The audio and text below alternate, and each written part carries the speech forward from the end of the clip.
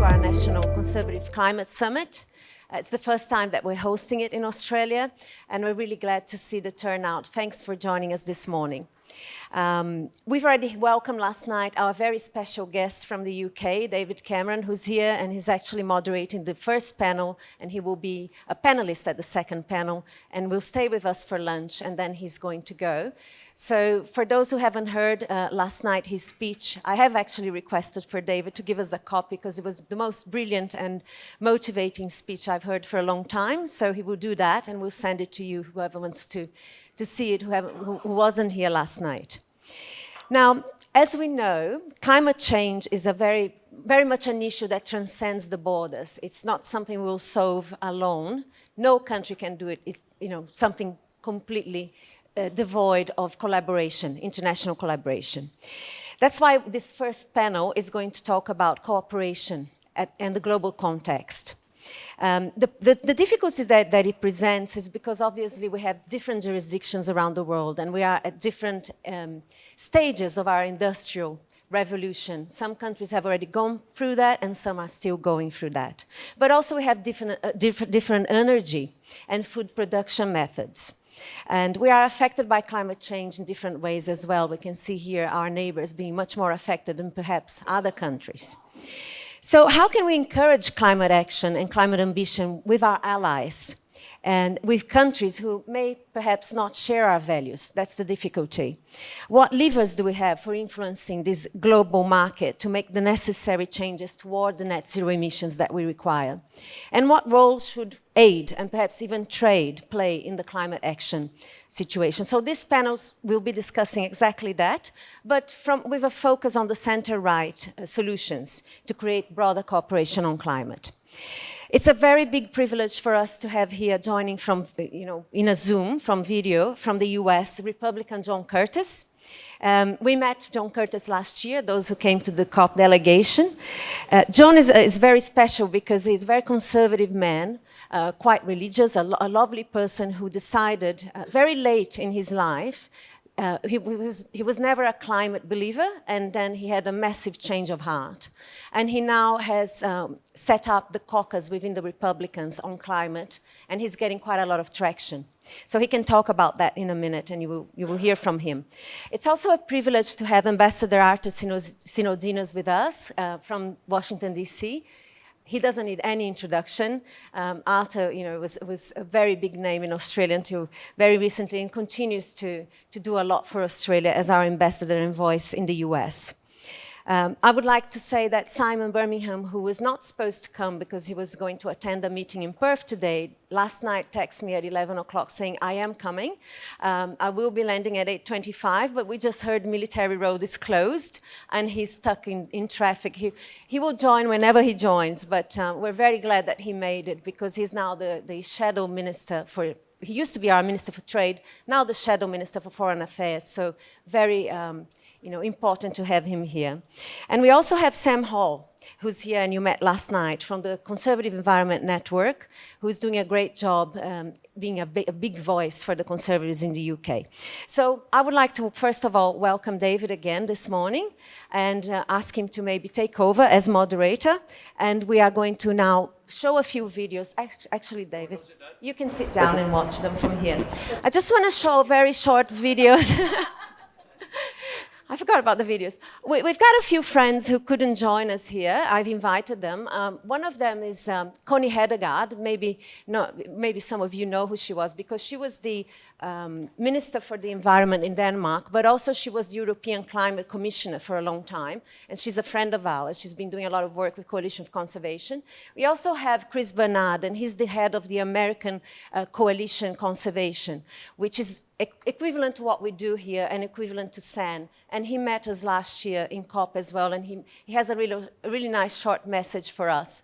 And another important guy is Jerome Mayhew, who's a member of Parliament in the UK, a Conservative member. So we just want to show a few seconds of this video, and then I'll pass it on to David to start. Thank you. Huge commiserations, everyone, for the recent defeat of the coalition. I'm really sorry about it as a right-of-centre sister party here in the UK. But if we're honest about the reasons, there'll be a whole range of them, as you'll know better than me. But one of them is failing to speak the language of the electorate on climate change. Now, being in opposition is a miserable thing, but it does give the opportunity to think really long and hard and develop policies which speak to the fears of the electorate and provide a right-of-centre narrative that helps address climate change. I'm really glad you're having this meeting, and good luck with developing the free market response to climate change. Connie Hedegaard, I'm from Denmark. I've been a conservative minister for environment and for energy and climate in Denmark, and EU Commissioner for Climate Action. And to me, it has been really interesting to follow the work of the Coalition for Conservation. Because, you know, as a conservative, I simply cannot understand if climate and the needed transition should not be at the core of what it means to be a conservative in the 21st century. We very much talk about the generation, next generations, and the contract between generations. If there is an area where these nice words from the old philosophers, from the old thinkers, should really sort of prove their value, then it is how do we cope with the biggest challenge of our time, climate change. And I think that it's so important now that we do not continue to discuss whether there is a problem. Now we really go into implementation mode, the hows. How do we do that? And there, of course, there is a strong need for conservative voices who can see that we need to find the balance between public and private, cooperate between public and private. We cannot do this only with the market, but we also cannot do it without the market. How to find the right balance and how to make your voice heard, also in the international forums, where sort of the overall framework is being determined. I think that in Europe, we are following very much what is going on now in Australia. I really hope that also in Australia, this could be an agenda that will not polarize as much between parties, but that different voices could come together and make sort of a sustainable way forward, because that is basically what we need. Hey, my name is Cris. I am the American Conservation Coalition's National Policy Director. ACC is the largest youth-focused conservative climate organization in the United States. I'm joining you now from the ACC Summit. I'd love to be with you in Australia, but unfortunately I couldn't join you. But I'm really excited that conservatives are finally talking about this issue. And as a young conservative, I think it's incredibly important that politicians that share my values talk about an issue that my peers care about so much. Last year, we were delighted to join the Coalition for Conservation and the Conservative Environment Network at COP26 to create the Global Conservative Climate Summit.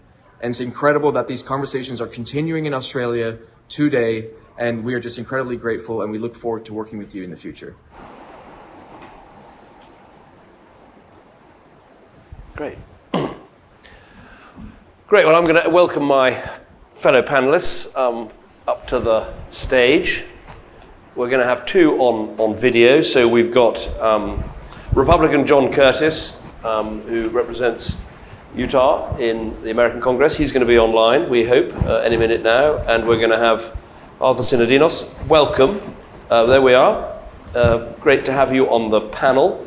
And then on my left, we've got Sam Hall, and we've got Senator Dean Smith, and we're waiting for Senator Simon Birmingham, or we're not going to wait for him. He's going to arrive halfway through the session. Now, you heard a lot from me last night, so no long intro from me about some of the key arguments we need to make. Today is about, I think, getting down to the specifics, and this session is about global cooperation and trade and the role of those two things in delivering action on climate change.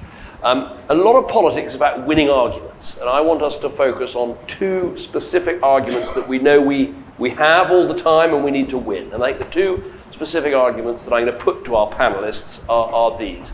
The first one is, some of our opponents, who claim to be very green, are anti-trade. They think trade contributes to carbon emissions, and they think we want less trade. And we have to win the argument, as conservatives, that trade is essential in combating climate change. We won't get green tech into developing countries without trade. We won't get the specialization we need to have low costs in things like solar without trade. Trade is essential, and we've got to win that argument. So problem one, question one, argument one is, how do we win the argument for trade, particularly at a time when there's growing pressures for protectionism? And I think that's a good question I'm going to put to our colleagues who are calling in from America.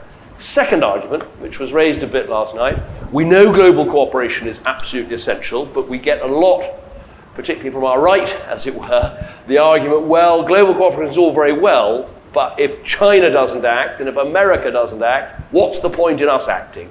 And I want the panelists to address that argument. But let's take the first one first, which is, how do we win the argument that trade is essential for combating climate change? And what are the specific arguments we should make and the specific things that we should do either in opposition or in government to help make that happen? I'm going to start with our Congressman. Very good to have you with us. You were well introduced by Christina, but I think it is important to remind people you are the inaugural chairman of the Conservative Climate Caucus. So really the question, welcome to you, John. Can you say something about how we win this argument on trade, and perhaps specifically address this issue of the growing pressures for protectionism, some from within your own country, indeed from within your own party. But a very warm welcome, great to have you with us. Can you hear us okay? Hold on a second, you may need to demute. That's something we've all said once or twice in the last couple of years. And here I am guilty of unmuting. First of all, David, let me express my appreciation for this opportunity to join you. It's about 7:30 p.m. here in Washington, D.C., and I'm envious of those that are actually at the conference in Washington. I hope in a future conference I can join as well. On the issue of trade, I think like so many issues, climate, we're just off, and the message coming generally from what I would call the extremist movement on climate is pushing us just even further and further off track. So, for example, here in the United States, we're banned from drilling in many areas of the United States for critical minerals and other things that are important part of this movement. Yet we're all too happy to import those from countries who are our adversary, who mine those under adverse human rights conditions, under terrible conditions.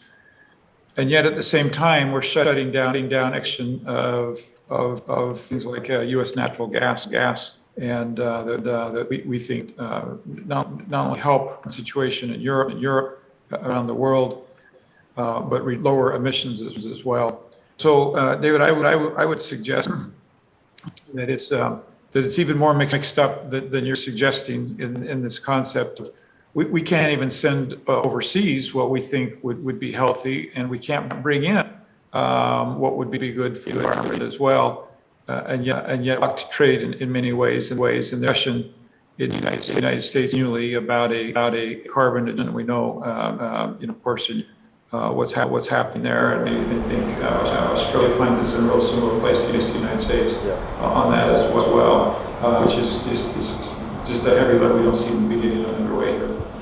Thank you. I think it's a really important point, that, which is it's essential that we use our own resources, and this extraordinary thing of it's okay to import gas from all over the world, but not actually to extract our own gas. We discussed that a bit last night, which is a very important point.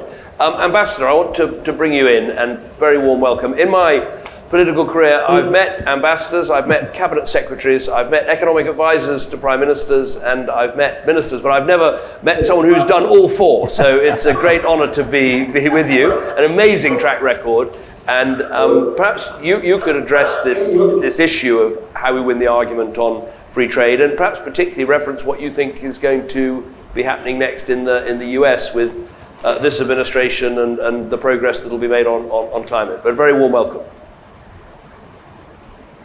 Thanks very much, Prime Minister. It's good to be with you, and thank you for everything you've done in the Conservative movement around the world to promote more rational approaches to this topic. And hello to my fellow panelists, in particular Dean Smith, my ex-colleague from the Senate. Dino, always good to see you. Look, on this question of trade, I'll start there. Look, it's true to say that in the US, the last 5 or 6 years, there's been somewhat of a retreat on trade. The US did not proceed with the Trans-Pacific Partnership, even though it was the main author of it. Australia, under Malcolm Turnbull and a number of other countries, did proceed with it. So at the moment in the US, market access is not on the table. But what is on the table, interestingly enough, is a new Indo-Pacific economic framework, which also includes measures around decarbonisation through investing in new infrastructure and reorienting supply chains. And to pick up a point that was made before about critical minerals, this is one area where the reorientation of supply chains is going to be important to reduce our dependence on some countries that have undue influence over these markets. I'm thinking, for example, of China. And these critical minerals are important because they're inputs into electric vehicles, they're inputs into batteries for renewable energy backup and storage. So even though there may not be much impetus in the US at the moment on trade agreements per se, there is impetus on tackling some of these other issues through new economic frameworks. And certainly part of my role in the US is how we work. Thank you. Australia and the US together on that. Thank you very much, Ambassador. Dean, perhaps I could bring you in. You're Chief Whip. You're used to keeping people in order. Perhaps you give us a flavour of how you think this argument is going to play out here in Australia and what we can do to, as I say, this crucial argument that I think we know as Conservatives, trade and the free exchange of ideas and goods and services is going to be essential. And yet, there are so many in the green movement who say trade is a bad thing, we need less trade, more domestic production, less consumption, all the rest of it. It's a big argument, and as people already question our good faith on this issue, how do we get out there and win that argument, and how do you think it's going to, tell us a bit about how you think it's going to play out here in Australia? Well, David, the first thing I'd say is that there's a foundational point of view that needs to be made, and that is that from the Australian context, our wealth and prosperity is the direct outcome of having been an open market, free traders, export-orientated nation. So when we're talking domestically about the importance of trade, the importance of free trade, we need to remind people that the wealth and prosperity of this nation and everything that we see around us is the direct outcome of that philosophical approach, but a philosophical approach that is seen in its practicalities as well. So I think that's the first argument to be made. Secondly, I think that as a result of sort of a variety of uncertainties in the international environment, it is more important now to make the argument that globalisation has delivered real benefits for others in the world. That pace of change and growth has been patchy in parts. But I'm someone, and I think many of us would agree with this, that trade has led to better economic and social outcomes for people around the world. And while we will have to sort of meet this sort of reactionary attitude to the benefits of free trade and the benefits of globalisation, it must be made consistently that these are philosophical and policy approaches that have benefited the whole world. Not equally and not all at the same time, but over the passage of time, the prosperity of the world and the wealth of the world has actually increased, and that's an argument that we need to make very, very strongly, and I think that should be the first argument we make in the broader debate, not to take for granted these historical truths. Great. Oh, hello, hi. So, welcome. Yeah. Fantastic. Well, very good. You're early, actually. That's obviously you don't have London traffic problems here in Sydney. I'm pretty impressed that you got from the airport so quickly. Very warm welcome. Just to recap, because you might not have been dialed in, we're talking about the importance of trade and global cooperation and the role that those two things will play in making progress on climate change. And I sort of kick things off by saying that one of the problems, as I see it, is that we on the Conservative side know that free trade is essential for the exchange of ideas and services and goods, to have the green tech spread to every country in the world, and yet our opponents, in some cases, say that trade actually contributes to climate change, and so it needs to be reduced. So how do we win that argument, particularly in an age where, let's be honest, there are growing arguments for protectionism, sometimes within our own parties. So that's been the sort of context. But I'll leave you for a second so you can collect your thoughts. And I'll ask my colleague from the United Kingdom to address this argument, and perhaps tell us a little bit in the British context and in the Australian context of what the Conservative Environment Network does to try and help win these arguments inside a party. Because I think that's what's been, when I started off in 2005, leading the Conservative Party, saying we needed to make progress on this issue, it was a pretty lonely business. There were some enthusiasts, and organisations like Conservative Environment Network have helped to build that up. So perhaps you could address that as well. But welcome. Absolutely, yeah. So I'll mention a couple of arguments that I think are particularly effective in terms of making the case for trade as a solution to climate change. I'll mention a few sort of specific ideas as well, policy ideas that we've worked with some of the MPs in our caucus to champion in the UK Parliament, and then touch on that question as well of what Sen has done to make the case. I think two arguments are particularly effective. One is around the cost of net zero. This is a big issue in the UK. It's where lots of the opposition to net zero from within the Conservative Party has been concentrated. And I think trade has a really big role to play here because, as you said, David, it means that we can import some of the cheapest and best technologies from around the world, made to lower cost than we can make them in the UK. It can reduce the transition costs for the UK by having that free and open trade. So I think that's the kind of first argument that can help with the cost, the cost of net zero.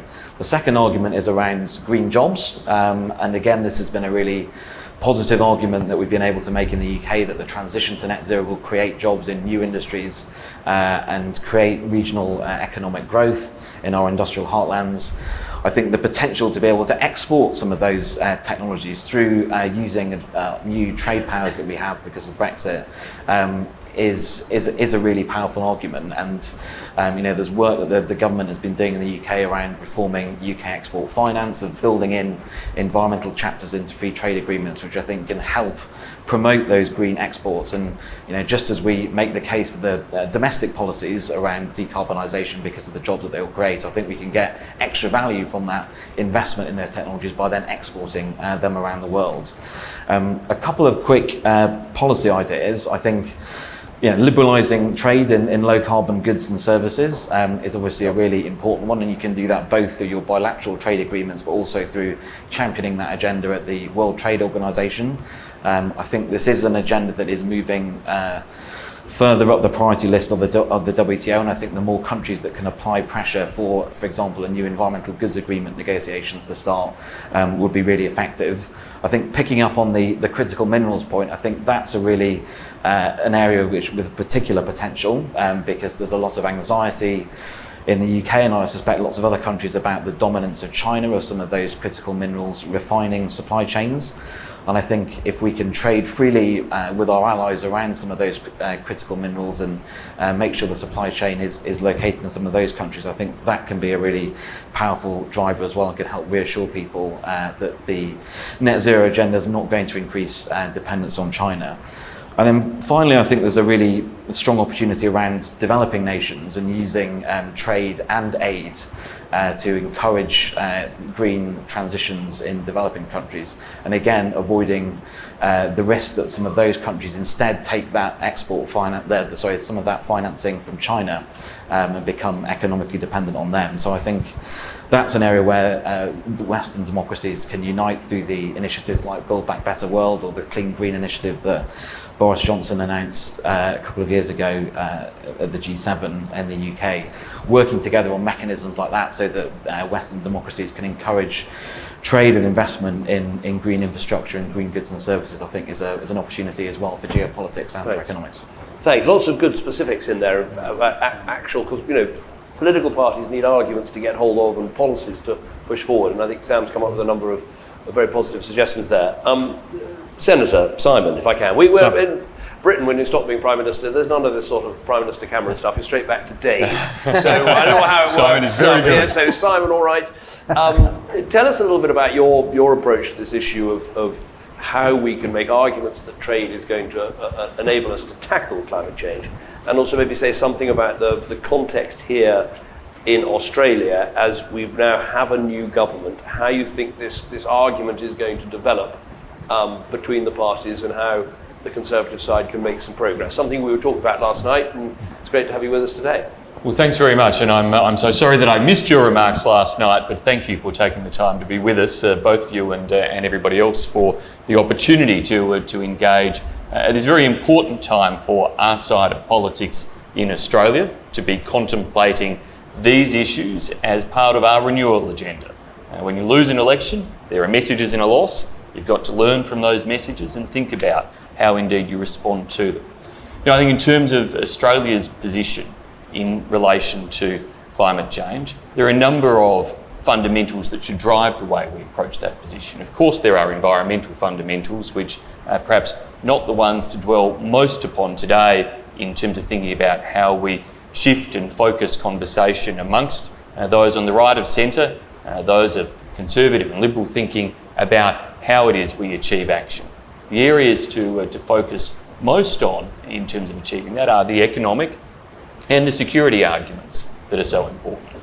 The economic arguments that for a country like Australia, our success has been built on strong inbound investment flows and on the strength of our outward exports, particularly as an exporter of reliable, affordable energy and resources to our region.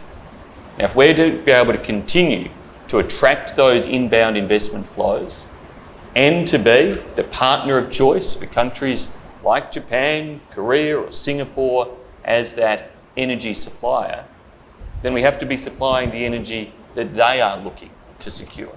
And we have to attract the investment that enables us to supply that energy. And the risk for Australia of not being at the forefront in terms of lower emissions technologies is that we don't attract the investment in those technologies. We don't attract the investment that enables us to continue to be that major exporter and supplier of those resources. So the economic fundamentals are very strong, but so too are the security and diplomatic fundamentals. That for Australia to continue to be a partner of choice, again, for like-mindeds around the world and for countries within our region, particularly Pacific Island nations, it is obvious that the strength of our position is very critical when it comes to the pursuit of ambition in climate change and the delivery of actions to achieve lower emissions pathways. And so they are, I think, key drivers of the argument. Now, in terms of the trade agenda, I just heard some outstanding ideas as to what can be done at a bilateral and multilateral level to be able to try to advance that cooperation in the trade space around pursuit of lower emissions technologies, particularly as we now have to drive way beyond transformation in the energy sector, which has been the overwhelming construct and factor of debate around Australia, around climate change, focusing on how the energy sector changes. But if we're to achieve net zero, then there are many other parts of our economy that have to see that change, and they will require that real investment in technology and collaboration pathways to achieve those lower emissions outcomes.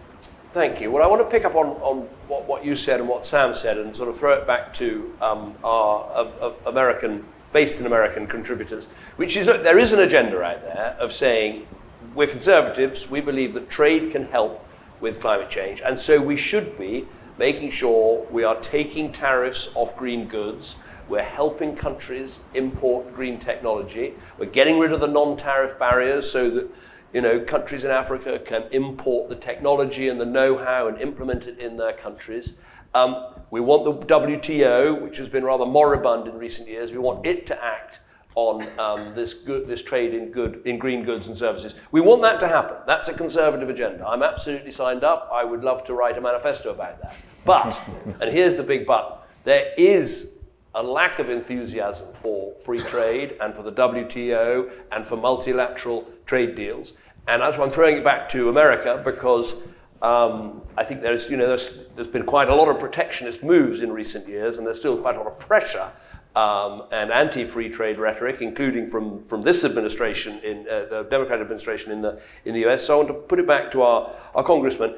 Can we, as Conservatives, make and win this argument and get down to the specifics, as Sam and the Shadow Foreign Secretary said here? Demuting. Now, there was a bit of echo on you last time, so we're going to say something. Let's check we've got rid of the echo. Okay, testing, how are we doing? Better, much better. Okay, good. So let me tell you from a perspective of my colleagues how we view this, which I think might help us understand the answer to this question. Conservatives consider the United States are all in trade, but on a level field. And too often here in the States, it's felt that asking American businesses to compete with a subsidizing government or with conditions that are different by way of standards and regulations that are not imposed in those countries.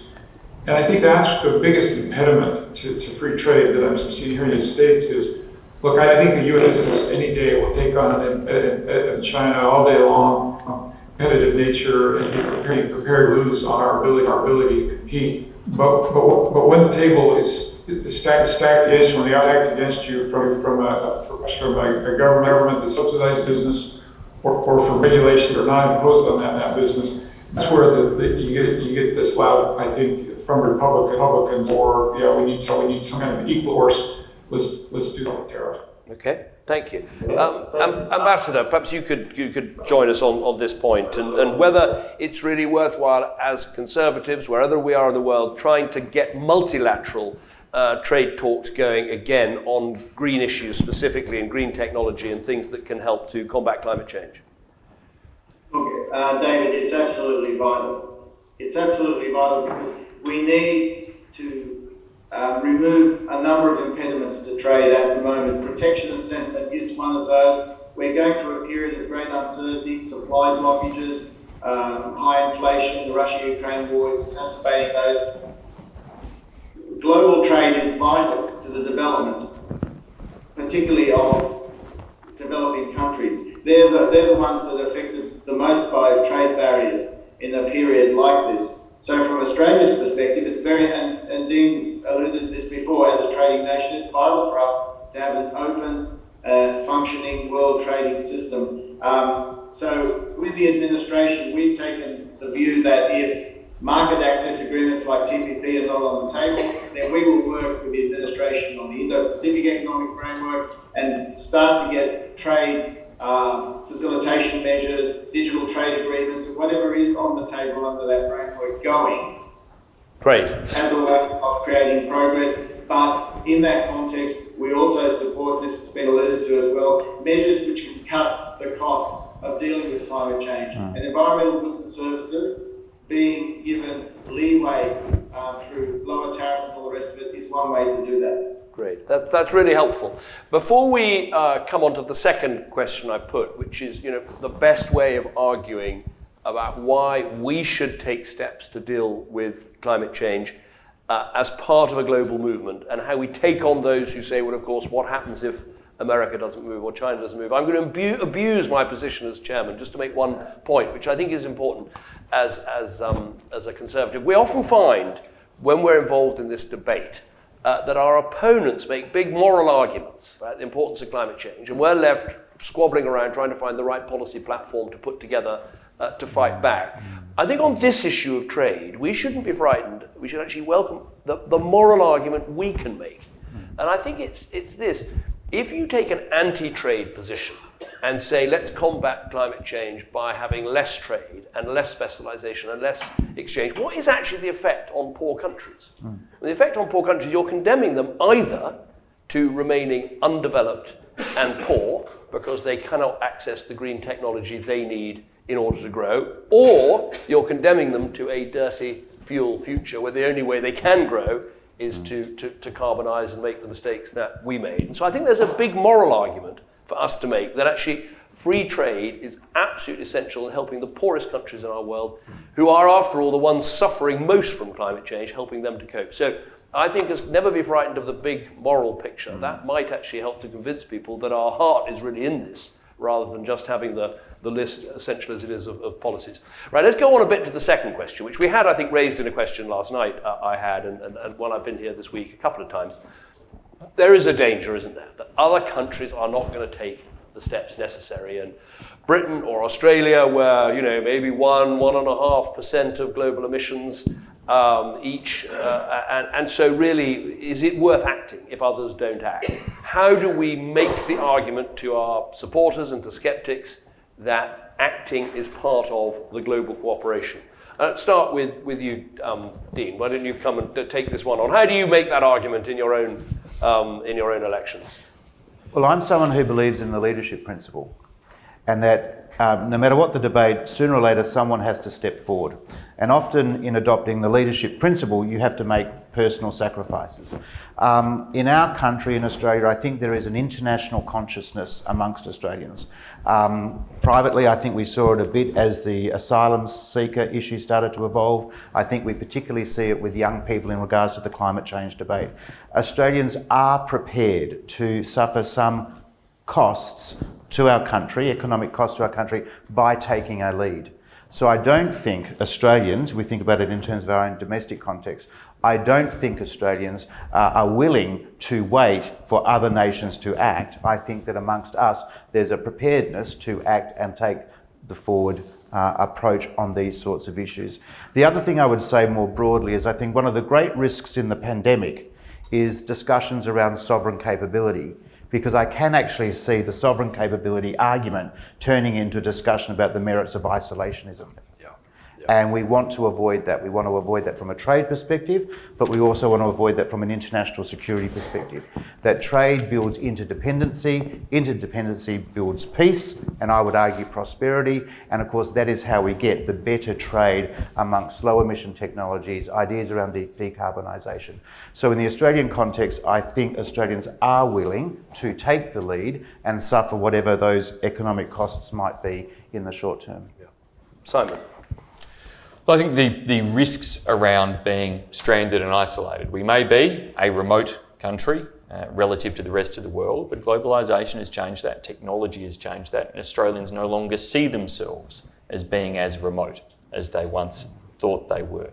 They see themselves as being more connected, but the risk of that isolation or being stranded from traditional partners and allies, from others within our region, these are real risks that we can't afford to ignore, and they do require us to take a very strong stance in this space. As I said before, those security and diplomatic risks, but also then those risks to our economy on other grounds. That yes, there are the potential costs faced from a short-term approach of tackling climate change, but there are greater costs that come from not tackling it over the longer haul.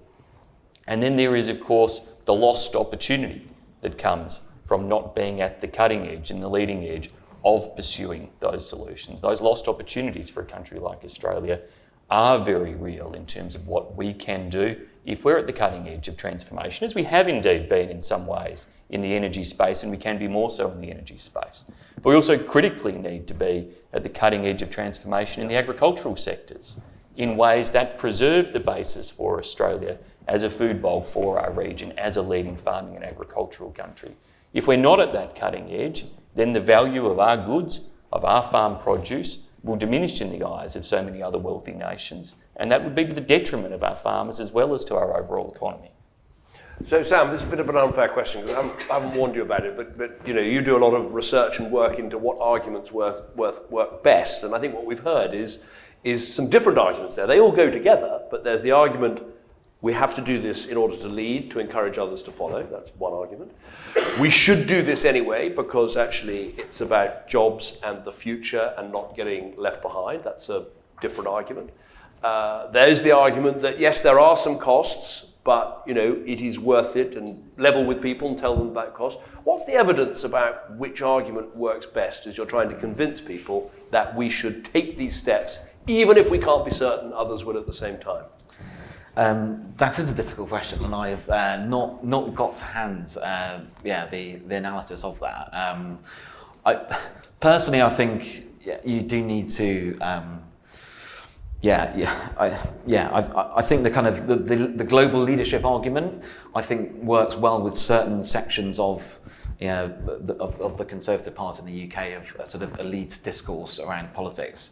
I don't think it works so well with general voters. Yeah. I think they want to see what the sort of self-interested argument is, and I think that's where the argument around getting a head start, having a first mover advantage in some of these new industries. So by going first, we stand the chance of developing a hydrogen sector at home or a carbon capture sector at home, and then other countries buying that technology off us and us benefiting economically. I think that's probably the stronger argument when you face the country, but I think there definitely is an argument around global leadership that appeals to certain people. It's tailoring your argument to the audience. There'll be some people who are a little bit skeptical about this whole issue, and maybe to them it's about this is going to help with our energy security, it makes us less reliant on energy sources from dangerous parts of the world.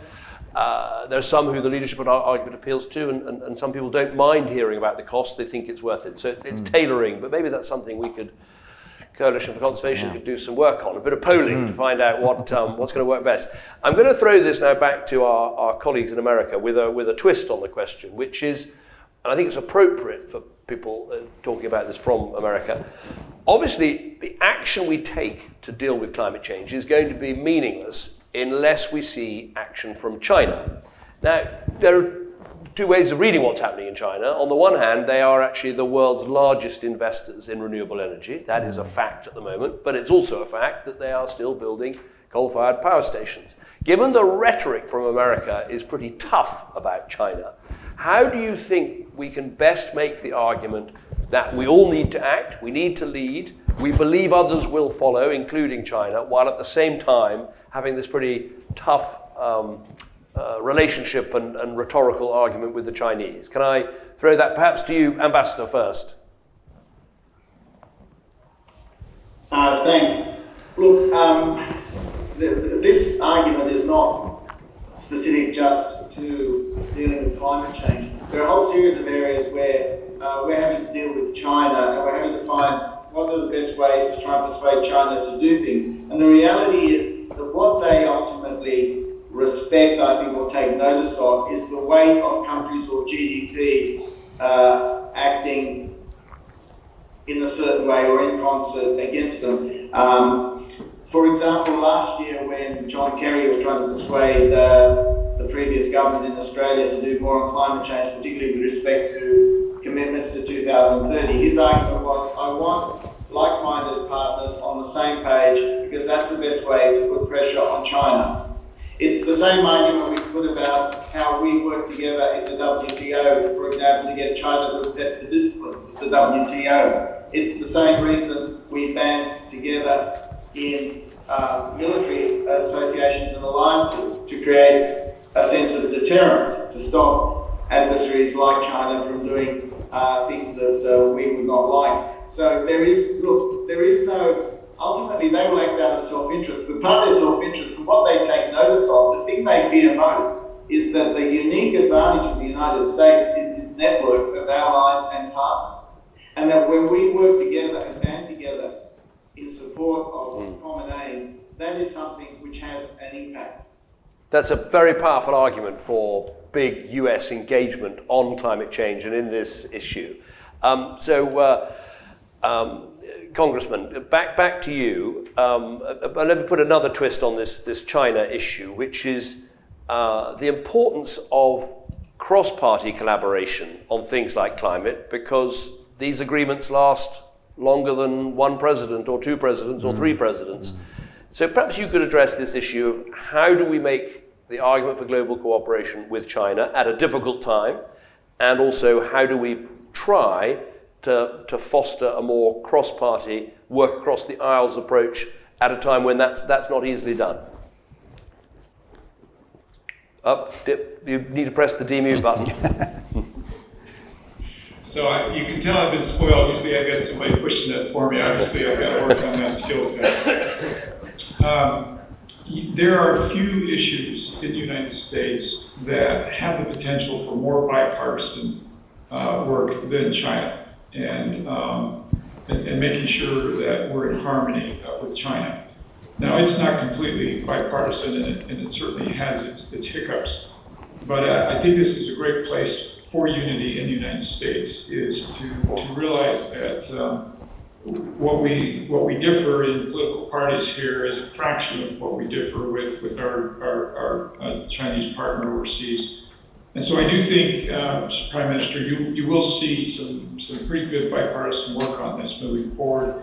And I actually think this is an area in the United States where we can come together and find some good common ground here. And I think it was the ambassador's point, this is not just the green area, this is really all relationships with China on every aspect. And I think that the green movement fits nicely inside of that. I'll also say, as somebody that's lived in Asia for 3 years and spent a lot of time trying to understand China, I'll come back to another point the ambassador made, which is self-interest. If you want to know what's going to change China or motivate China, you've got to understand what's in their best self-interest. And I believe that the race is on for all of us who are allies to produce the low-cost option for China that we're currently not giving them. And so that could be U.S. gas, although there's a lot of resistance to that from some here in the United States. But let's face it, if we replace the coal being burnt in China with gas coming from the United States and other sources that are clean, our allies, we would dramatically lower greenhouse gas emissions. And this is one area where we do disagree here in the United States between Republicans and Democrats. The Democrats would just assume end all fossil fuels. And Republicans are saying, wait a minute, this could be a massive tool in India, in China to reduce greenhouse gas emissions. Let's not take it off the table. So I think we got to have a race amongst the right allies here to say, okay, how do we present China with a low-cost alternative? They will select that naturally and start producing less greenhouse gas emissions if we can do that. I think that's intriguing. I mean, obviously, one of the ways in the UK we radically reduced our emissions was replacing coal with gas. So it's one carbon source for another, but it's far less carbon intense. I'm going to abuse my position as chair, though, by throwing back one question to you, which is just to be helpful, I think, for us to understand how the debate's going within the Republican Party. You chair this important caucus, but obviously the last president, without getting into too much of the politics, wasn't exactly an enthusiast for this agenda. I think I can put it diplomatically in a sort of British understatement. How's the debate going within the Republican Party, and give us a sort of a flavour of how that's working?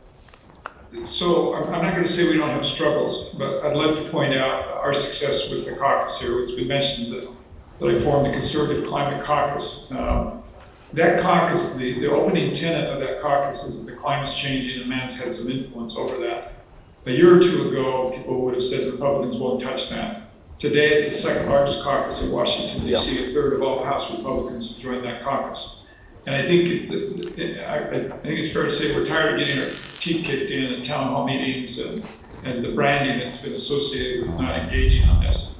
And I think as Republicans, conservatives here in the United States look at this and realize they don't have to give up their conservative values at the door to be engaged in this. They're very enthusiastic. And so a lot of it is reaching them in a way that they can connect and are not turned off by the dialogue, but rather want to engage. I think that's very helpful. I must say, I mean, my experience was that actually having colleagues from sister parties come over and talk about this issue is incredibly helpful.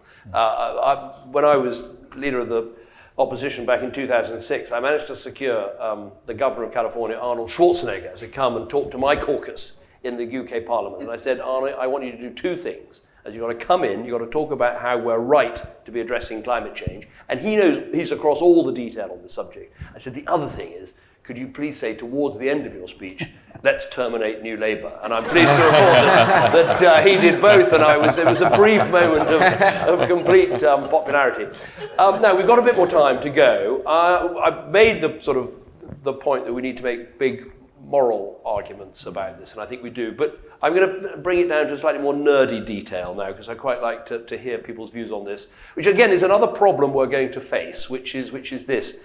If countries individually take a step to put in elements of carbon pricing and all of that, there's just the danger that high carbon industries move offshore, go somewhere else, and you haven't actually reduced the overall level of carbon emissions. They've just gone from Britain to Poland or to China or elsewhere. And so therefore you get arguments about carbon border adjustment mechanisms. You don't get much more nerdy than that. And so I think it's quite important for Conservatives to think, what is our ideal? Do we think we want to try and encourage everyone to move towards some sort of minimum carbon price floor? It's very difficult to get that done globally. Do we think there is a role for looking at carbon price adjustment mechanisms in trade? Or do we think as Conservatives, that's a bad idea because it'll lead to trade restrictions? I plead a bit agnostic here. We did put in place a carbon price floor. I think it is a good thing. I'm a bit more dubious about carbon border adjustment mechanisms, but I thought it'd be interesting to get the international perspectives, British, Australian, American, and the rest. Who wants to start? I know because it's a nerdy one, I'm going to put that out for offer. Anyone else want to join in on that one?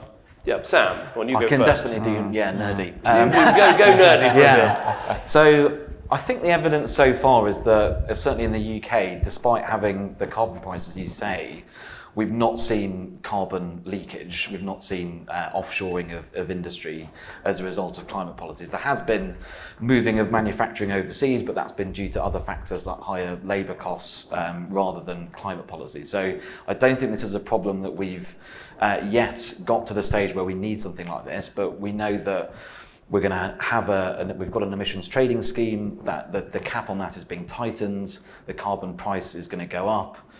Lots of countries around the world do not have anything like a carbon price, a carbon pricing system. So I do think we're going to reach a point reasonably soon where it's just inevitable that you're going to have this imbalance. And I think it becomes very difficult domestically to justify those climate policies without some sort of safeguard. So I think on that basis, from a domestic politics perspective, it's hard to resist. Okay. I also think on a international politics basis, it's getting hard to resist as well. The EU have made a carbon border adjustment mechanism a key part of the new the Commission presidency's agenda. America, Biden is at least sort of considering one and is making warm noises around it. So I think, if those two economies both commit to one, then I think, again, it's something that smaller countries like the UK and Australia have to engage with and try and make it as good as it possibly can be. So a multilateral approach, an approach that still lets developing countries access our market, so potentially exemptions for developing countries, focusing on the really key trade exposed sectors like steel, concrete, aluminium, where it's really important. I think that's how you could do it to make it as least damaging as possible. So don't rule it, in shorthand, don't rule it out, be aware of this, be involved in the argument. Ambassador, you've advised John Howard as an economic advisor, you've been a cabinet secretary, a Sir Humphrey as we like to think of it in yes minister terms. You've both been a Jim Hacker and a Sir Humphrey, it's an amazing. But so tell us, what advice would you be giving a cabinet in a country like Australia or Britain or indeed in the United States on this particular issue? Well, I'm a humble public servant these days. I can't get into the political debates too much. But sorry, that was a bit unfair. Yeah. No. But look, what I would say is that from an Australian policy perspective, we would look at something like carbon border adjustments and say, well, if something like that were to happen, can it happen in a way which is consistent with the international trade rules? Because the thing we want to avoid is countries using these as mechanisms for protection as opposed to protection. So the issue then becomes, do you have agreed rules around carbon intensity, for example? How do you measure carbon intensity to make sure, I don't want to get too nerdy about this, but carbon intensity to make sure that you're not comparing apples with oranges, for example, if you're going to do this. So if you're talking about green steel, right? What are the definitions? What are the carbon intensities, etc.? So from Australia, because we're such a great free trader, we want the multilateral trade system to be as robust as possible. And so we would look at what the EU may want to do, the US may want to do, other countries may want to do, and say, how can it be done in a way consistent with a multilateral trading system? And to the point that Sam made before, we do have to take account of the specific circumstances of developing countries. What are the let-out mechanisms for them? Do we deal with them more through financing mechanisms rather than through trade exemptions and the like? It's actually quite a complex process. The other question that was raised earlier around carbon pricing, well, the OECD under Matthias Cormann's leadership is looking at whether it's possible to provide a rigorous evidence-based global approach, a bit analogous to the approach that's been taken with the global minimum tax. But again, I think, political order of difficulty, very high, even compared to what was done on the minimum global tax. I'll leave it there. I think that's great advice, actually. I think the combination of those two answers is be alert to it, be alive to it, look at it, but don't rule it out, but it's very complicated and it could interfere with trading rules.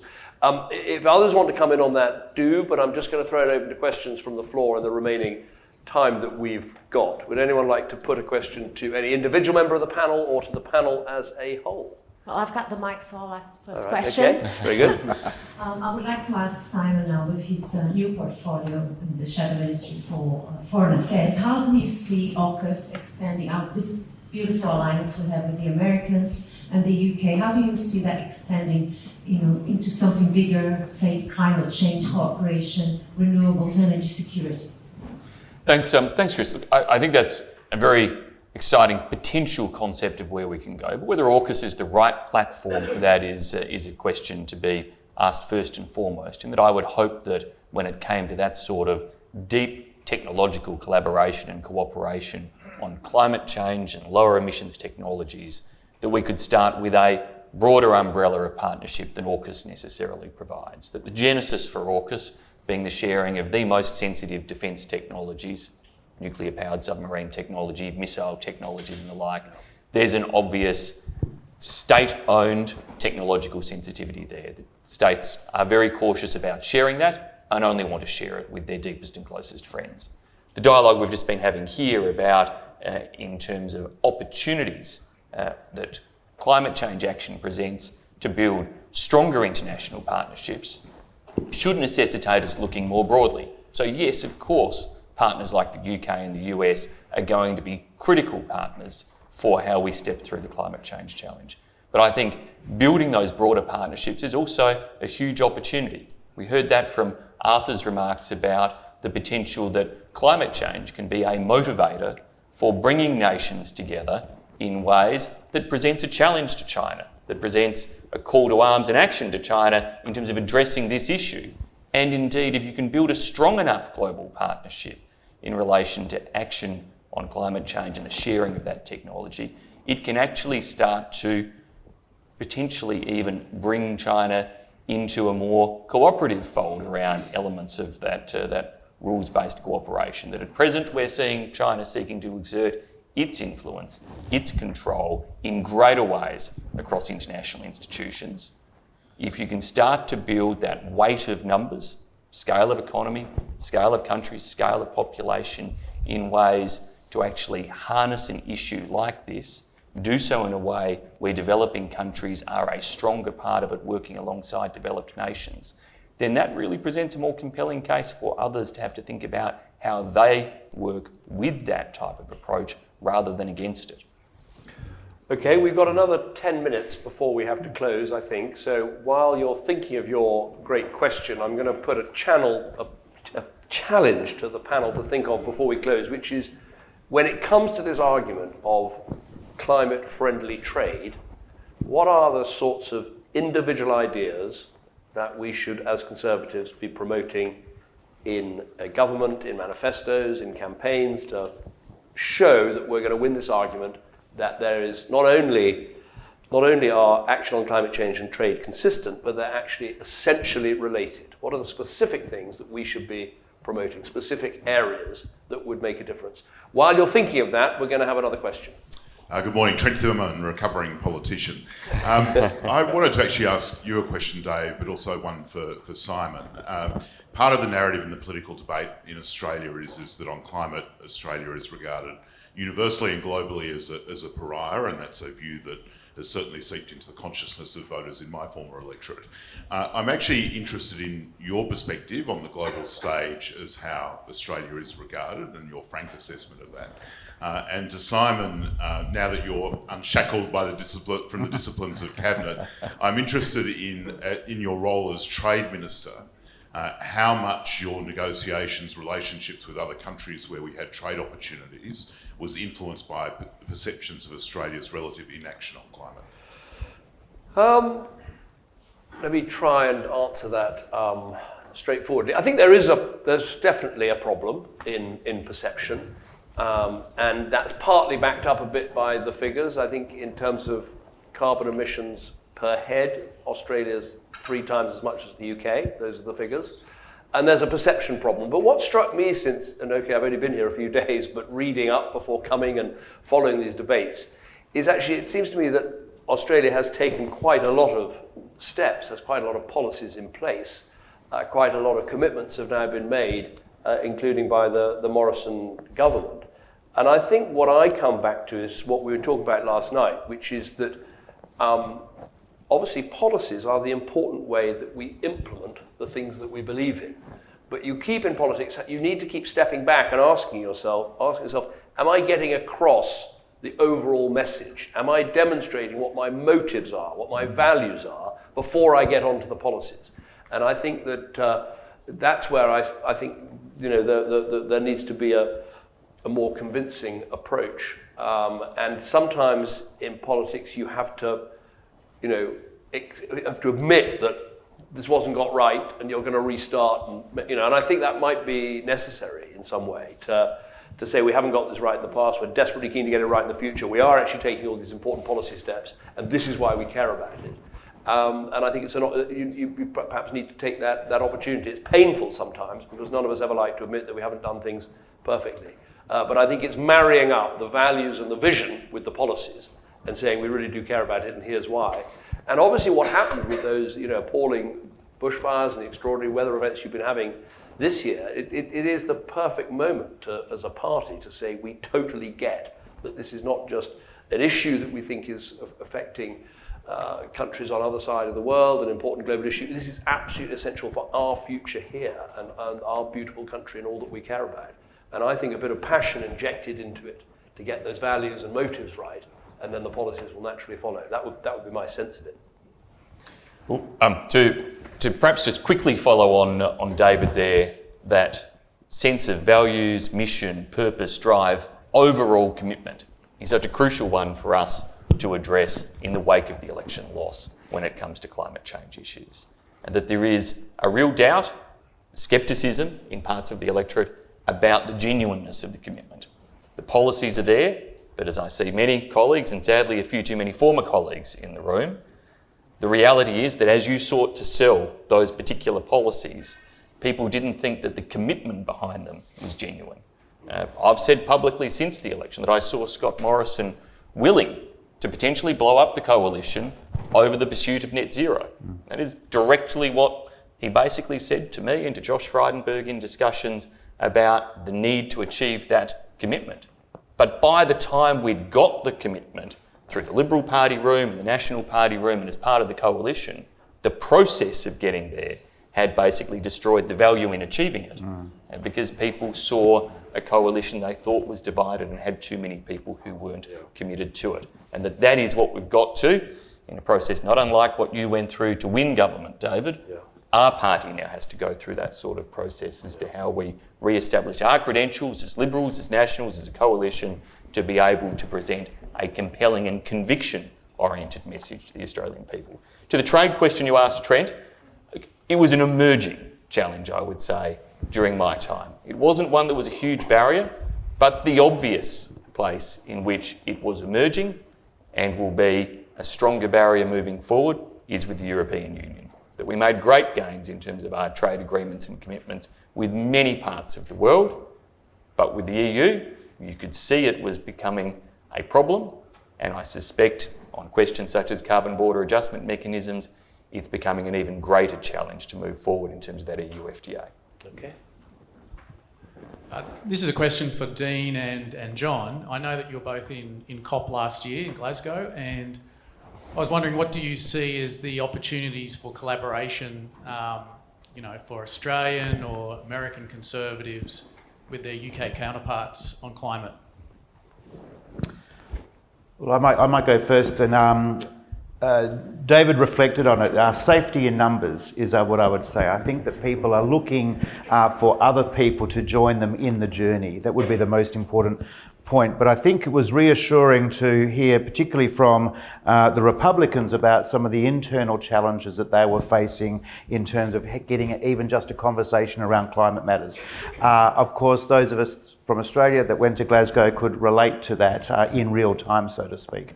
So understanding that the internal challenges are not unique to yourself or to your party, I think is the most important thing. The second thing is learning that language is so important and being very, very conscious about what language we choose to use to articulate our vision and to articulate our policies. The language you might use in the United States might be very, very different to the language we might use here in Australia. And I think having a deeper appreciation of those practical political tools that can be used to shift community opinion, to reassure opinions in our own party.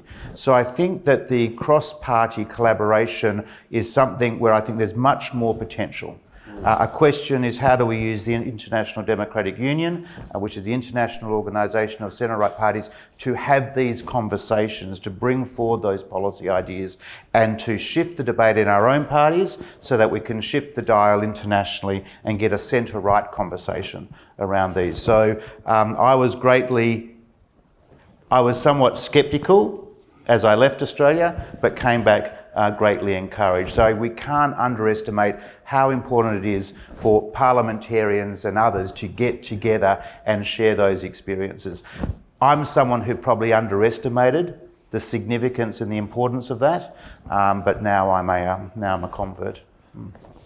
I went to the Paris COP, and as I said last night, I spent most of my time trying to stop Prince Charles shaking hands with Robert Mugabe. But other than that, I mean, the trouble I think with COPs for Conservatives is, they're very long. They're sort of like a massive sort of travelling, show with thousands of people, and a lot of the press about it is the sort of hypocrisy of everyone flying all over the world to come to these meetings, and then it becomes a great jamboree with business and every lobby group. So there's a bit of COP that sort of, if you were designing a mechanism to try and get us from where we are now to the action we need to take, you might come up with something a bit more sort of focused. But anyway, COP's the best, it's all we have. We have to make it work. I thought the COP in Glasgow was successful because I thought my government, and particularly Alok Sharma, did a very good job in trying to break it down into specific elements. We're Conservatives, we're very practical people. We want to know what are the actual things we ought to be doing. And I thought the way they broke it down into action on cars, electric cars, action on trees and stopping deforestation, action on cash, how we're going to get the money to the poorest countries of the world who need it for mitigation and adaptation, and what we're going to do on coal-fired generation for electricity and the commitments they tried to get from every country. Coal, cars, cash, and trees. Even I can remember that with early onset dementia. So I think making it specific. So my tip for future COPs and politicians looking at COPs is try and break it down into actual sort of things that we're going to make commitments to. I think we're coming to the end of our time, so Can we have two more? Two more questions. Two more, okay, and then I've got my challenge for the panel, the magic policies they've got to come up with. Yeah, thank you. I'll be quick. Jeff Summerhays, former prudential regulator, now board director. Prime Minister and panel, thank you very much to everybody. Great insights this morning. You mentioned COP. At COP, there was a great passing of the baton from the lawmakers and the policymakers to the corporate sector, and in terms of corporate sector leadership. And in many ways, I think it'd be fair to say, whether it be in the US, Australia, or the UK, the corporate sector has moved ahead of the lawmakers. How do you see the relative, heavy lifting being done between the corporate sector and the lawmakers on this Well, issue? I think it's great, because back in 2005, when I was making this argument, you had a lot of business either against you or very sceptical. And now business is urging the lawmakers to do more. So I think it should give us the courage to do something that Conservatives always find quite difficult, which is, they want a framework. Now you can have a climate change act like we've got in the UK, you can have carbon price floors, you can have, all the different sets of acronyms of NEGs and everything else that everyone has all over the world. But they want something, they want clarity. And I think as politicians, we should use that demand from business for clarity to give them a framework so they know where to invest. Then it's very important we hold their feet to the fire and make sure that all these big promises about big money are actually followed through, because people will be skeptical about whether it'll actually happen. But I think that can be a real support and help for us to take that leap into providing a framework to deliver what's necessary. Anyone else want to join in on that one? Should we do one more? Hi, I'm Katie Allen, former member for Higgins. Like Trent, wish I was here as the member for Higgins. But I just wanted, following on from your comment actually, because when I said to the Prime Minister what was the biggest difference between Paris and Copenhagen, he said to me the amount of private equity that was on the table. Yeah. Follow the money is kind of the mantra, and we are, as Conservatives, interested not in something as being a moral imperative, but being an economic imperative. And I think there are many of us, in the moderate section of the Liberal Party that was trying to argue that we need to see it through an economic framework. So my comment goes back to what we're still licking our wounds about from 4 weeks ago, which is, has Australia missed the boat with regards to understanding that we're moving and transitioning from fossil fuel dependence to renewables? Is it the money, and is that Teals have actually harnessed that through the Simon Holmes Accord effect, which is someone who's very invested in renewables? And is it that we're missing that private equity shift and movement, and that's perhaps why we're laggards electorally? My flip answer is I always like to have three things in my mind. I would say it's three. It's not just money. It's 3 M's. It is motive, money, and measures. You need all those three things to go together. And as I've said before, if we just think about cash commitments by business or others, or just think about the individual policies, it won't be enough. We have to demonstrate this matters to us and why it matters to us. And I think that will be absolutely crucial in winning back. And I hope next time I come, you're back in your seat and we have a Liberal government again. I'm sure it won't be too long. Hopefully it won't be what we had, which was 18 years out of power. No, sorry, 13 years out of power. But I don't think you're up against Tony Blair, so hopefully you'll get back sooner. Last points, I think, from the panellists. I said we're to challenge of new ideas or the idea you most favour to try and combine this issue of support for free trade with support for climate. What are the specific measures we should go for? I'll throw out one, which I think goes a bit to this issue of China. I do a lot of work these days on how we help the most fragile states in the world, because lots of countries are lifting the poorest people out of poverty, but there's a bunch of countries, the South Sudans, Afghanistans, Yemens, Burundis, and others, where they seem trapped. And one of our big arguments is that we should getting our development finance institutions to do more in investing in those countries. And I think on green energy and green technology, there's a massive opportunity of actually firing up our finance institutions. In our case, it's what was the Commonwealth Development Corporation, CDC, Americans have got OPIC, firing them up and giving them really tough and demanding targets to get into the poorest countries and help them with green technology and get there, crucially, before the Chinese have lent them a whole lot of money that they're not going to be able to pay back, and then repossessing their ports and harbours and everything else. So it kind of marries up the green agenda with actually our strategic agenda of showing that we are not going to allow the Chinese to sort of colonise parts of the world that sometimes that we've forgotten about. So that would be my one. Come on then, let's go to Congressman. Thoughts and ideas for specific measures? Given that this might be my last opportunity to say anything, I can't let it pass without saying hello to Dean and Sam, and how much I enjoyed getting to know you at COB and look forward to seeing you in Egypt. I'm gonna push back, if I can, just a little bit on the last question, because I think it strikes at the heart of some of the disconnect that we see here in the United States and I think around the world. And that was this concept that unless you abandon, and I'm going to overemphasize, these weren't the exact words, but unless you abandon fossil fuels and wholeheartedly embrace the renewables, that you're failing. Yeah. And I personally wish we could change that dialogue to it's about reducing greenhouse gas emissions and not dictating the solution to do that. We're spending billions of dollars here in the United States on carbon sequestration. I personally believe in 2050 we'll be using fossil fuels. And I don't know how you energize the world with renewables. I just don't know how you do it. And so I'd just like to add that to the conversation before we sign off, that I think we need to be a little bit more open-minded. We talked a little bit about how business is leading this charge over government. I couldn't agree more here in the United States. But government shouldn't be dictating the answer. We should be dictating the goal. The goal is reduction or elimination of greenhouse gas emissions. So I just want to put that out there that don't be surprised in 2050 if we're burning fossil fuels and we're at net zero. Yeah, very, very good point. I think so. Ambassador. Well, two quick points which I don't think answer your question. The first is on the process. What's important with the politics of these issues always is be upfront with the electorate about the costs and the benefits. Yeah. Sometimes we try and build a lily on these things, and that is wrong. The electorate will respect you more if you are upfront with them about the challenges, the costs and benefits of what needs to be done, and explaining it to them and taking them with you. Rather than making it look as if this is really complicated, only a high priest can understand this, but you've got to take it from us, we've got to do X or Y. My second point is about the international collaboration.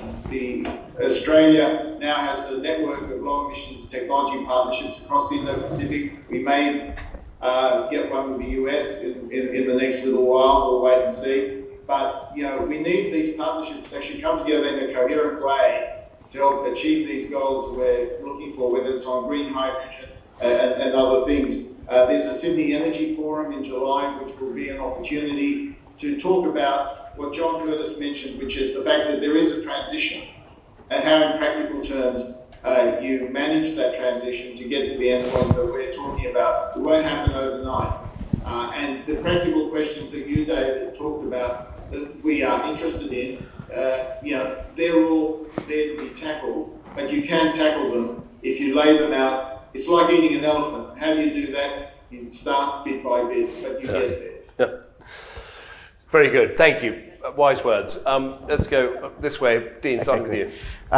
Three just top of mind. The first one is specific to Western Australia, and that is making land release more speedy so that we can develop new emission technology in abundance. In Western Australia, the release of land as a result of traditional owner rights and those sorts of things is very, very cumbersome. It's a very, very long process. Yep. So even if you have the ideas, even if you have the capital, you actually don't have the space. Good point. The second is to reorientate some of the dividends from the Future Fund, to reorientate those to providing some of that strategic support low emissions technology, resilience activities in the Indo-Pacific amongst our neighbours. And the third one, we will not get to a proper discussion around climate and energy matters in our country amongst Conservatives unless we confront the nuclear debate. But David gave a very, very sobering account last night about how difficult and challenging that actually is. At the moment, we excite ourselves by going to party forums and talking about nuclear in the thematic, but we don't yet have the courage to talk about nuclear in terms of the practicalities. Once we do that, I think that will give permission to many of our more conservative supporters in our party organisations to embrace climate and conservation matters. So it's a barrier, but it's also an opportunity, and we just have to shift the debate from the thematic to the practical, recognising that that is where all the big challenges and the more difficult questions will start to arise, but through the honest conversation, we will be able to move through them. Thank you. Very good point. Simon. I think the opportunity for our side of politics in terms of framing big steps on climate change and a deregulatory agenda are real. The types of discussions we've had here around the elimination of tariffs and trade barriers in relation to low emissions technologies can form part of a deregulatory approach. The opportunities in terms of the critical investment flows that are necessary for a country like Australia, attracting that inbound investment, attracting that private equity investment into those low emissions technologies. Again, we can have a look clearly at our investment framework as to how we make sure that it is streamlined for those sorts of investments in those sorts of priorities and take a specific approach there. And similarly, some of those practical issues that Dean just raised in relation to land release or other functions, that you can harness in a very conservative-oriented way, a Liberal and National Party-oriented way, an agenda of deregulation that appeals to attracting investment, energising trade and activity, energising the type of growth in those sectors, but then also how we take it internationally in terms of the pursuit of global cooperation across each of those spheres, particularly the trade flows, particularly the investment flows. And that global cooperation has to be by seizing the willing partners quickly. That the WTO, we have to put all our effort and energy into, but also acknowledge its weaknesses. It's spent many, many years trying to get an agreement around global fisheries subsidies. And if you can't manage to get a breakthrough on global fisheries subsidies, you're going to struggle to do so in terms of that universal multilateral formula on things like climate change action. So to harness it through plurilateral mechanisms that can bring as many people together as quickly as possible for those commitments gives an international edge to a strong domestic policy framework. Final word, Sam? Great. So I want to end by linking together your two questions, because I think they the two challenges of how do we make the argument for clean free trade and how do we deal with our domestic objections around the fact we're only 1% of global emissions. So I think they're linked. The way that we can go beyond having the impact just within our own shores in terms of climate and mitigation is by exporting the technology that we have developed at home and helping other countries access that cheap, clean technology that can help them decarbonise. And that, I think, is how we can go beyond and have an outsized influence on the climate debate. In terms of specific ideas, one that you just inspired me on there is around subsidies. So there's a whole range of environmentally harmful subsidies, from fossil fuels to agriculture to fisheries. Getting global agreement to phase them out is very challenging, but I think that's one step that countries can make. It's good for free trade, it's good for the environment. The other one, which links on your point, David, is around guarantees. So there's lots of private capital that wants to invest in green infrastructure around the world, particularly in developing countries. They desperately need that infrastructure in order to develop and grow their economies. But because of the high levels of risk in those countries, private capital is afraid to go there, and it is no longer economic because of the cost of capital to build those projects.